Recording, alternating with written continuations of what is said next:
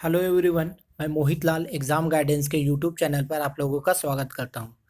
आज मैं धारा 144 के विषय पर बात करूंगा। अक्सर आप लोग सुनते ही होंगे कि आपके ज़िले में, क्षेत्र में या इलाकों में धारा 144 लागू कर दी गई, या दूसरे राज्यों के ज़िलों में भी धारा 144 लागू है। बीते कुछ महीने पहले की बात है कि माननीय सुप्रीम कोर्ट के द्वारा अयोध्या राम मंदिर पर फैसला आया था। इसके तहत भारत के कई जिलों में, इलाकों में या क्षेत्रों में धारा 144 लागू कर दी गई थी तथा अभी हाल ही में कोरोना वायरस के चलते कई राज्यों में भी धारा 144 लागू कर दी गई है। तो क्या है ये धारा 144, क्यों लागू की जाती है, इसे लागू करने से क्या होता है और ये कब तक लागू होती है, इन तमाम प्रश्नों का उत्तर हम लोग इस वीडियो के माध्यम से समझेंगे। तो चलिए स्टार्ट करते हैं। सबसे पहले देखेंगे कि धारा 144 का उद्देश्य क्या है।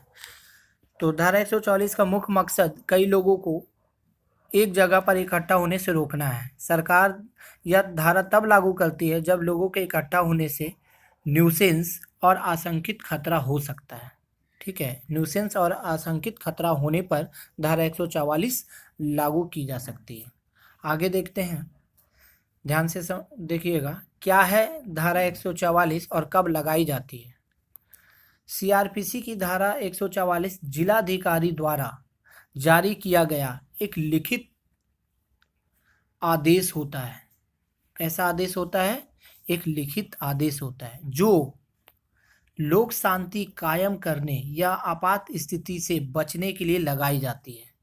कब लगाई जाती है? लोक शांति कायम करने या किसी आपात स्थिति से बचने के लिए। किसी तरह के सुरक्षा, स्वास्थ्य संबंधित खतरे, ध्यान दीजिएगा, स्वास्थ्य संबंधित खतरे या दंगे की आशंका होने पर धारा लगाई जाती है। अभी हाल ही में जो कोरोना वायरस के चलते लगा है, तो यही है स्वास्थ्य सुरक्षा संबंधित खतरे के चलते। ठीक है, धारा लागू करने के लिए इलाके के जिलाधिकारी द्वारा एक नोटिफिकेशन जारी किया जाता है, यानी नोटिफिकेशन के माध्यम से यह धारा लगाई जाती है। नेक्स्ट देखते हैं, धारा 144 लगने पर क्या होता है। क्या होता है अगर धारा 144 लग जाता है? तो धारा 144 लागू होने के बाद 5 या 5 से अधिक लोगों को एक जगह खड़ा होने से मना किया जाता है। सेवाओं को भी आम पहुंच से ठप किया जा सकता है। यह धारा लागू होने के बाद उस इलाके में हथियारों के ले जाने पर भी पाबंदी रहती है। नेक्स्ट में देखते हैं, कब तक लग सकती है धारा 144, यानी अवधि क्या होगी धारा 144 लगने की। ध्यान से सुनिएगा, धारा 144 2 महीने से ज़्यादा समय तक नहीं लगाया जा सकता। ठीक है, 2 महीने से ज़्यादा समय तक नहीं लगाया जा सकता। अगर राज्य सरकार को लगता है कि इंसानी जीवन को खतरा टालने या फिर किसी दंगे को टालने के लिए इसकी ज़रूरत है, तो इसकी अवधि को बढ़ाया जा सकता है। लेकिन इस स्थिति में भी धारा 144 लगने की शुरुआती तारीख से 6 महीने से ज़्यादा समय तक इसे नहीं लगाया जा सकता। ये तो कितने दिनों तक लग सकती है? 2 महीनों से ज़्यादा नहीं होगा समय इसका। एक दिन भी हो सकता है, 2 घंटे भी हो सकते हैं, लेकिन ज़्यादा से ज़्यादा 2 महीने से ज़्यादा नहीं हो सकती। लेकिन परंतु यहाँ बताया गया है, परंतु राज्य सरकार चाहे तो विशेष परिस्थिति में या 6 महीने तक भी लागू कर सकती है। तो आपने देखा ये कब तक लागू हो सकती है? 2 महीने, और राज्य सरकार के द्वारा 6 महीने। ठीक है, विशेष परिस्थितियों में। आगे देखते हैं, सजा का प्रावधान और इस धारा को लागू कौन कर सकता है। यहाँ दोनों बात देखें, धारा को लागू करने के लिए कौन सा सख्त है, यानी किसको पावर दिया गया है। यहाँ पावर दिया गया है जिला मजिस्ट्रेट, उपखंड मजिस्ट्रेट और कार्यकारी मजिस्ट्रेट को, यानी डीएम, एसडीएम और एग्जीक्यूटिव मजिस्ट्रेट को।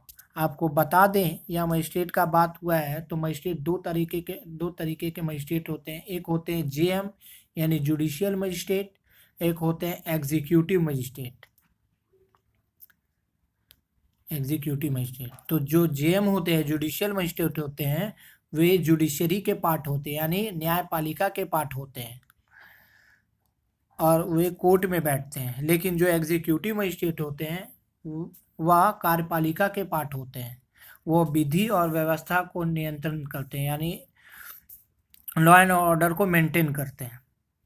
चलिए आगे देखते हैं, फिर से पढ़ते हैं। चूंकि धारा 144 जिला मजिस्ट्रेट, उपखंड मजिस्ट्रेट या कार्यकारी मजिस्ट्रेट द्वारा लगाई जाती है और ये सभी लोक सेवक होते हैं, यानी ये सब क्या होते हैं, लोक सेवक होते हैं, तथा जो कोई ऐसे आदेश की अवज्ञा अवहेलना करता है, यानी लोक सेवक द्वारा जो आदेश पारित किया गया है उसको अगर कोई मना करता है या उसको पालन नहीं करता है, तब क्या होगा, तब उसके विरुद्ध भारतीय दंड संहिता की धारा 188 के अंतर्गत मामला दर्ज किया जा सकता है।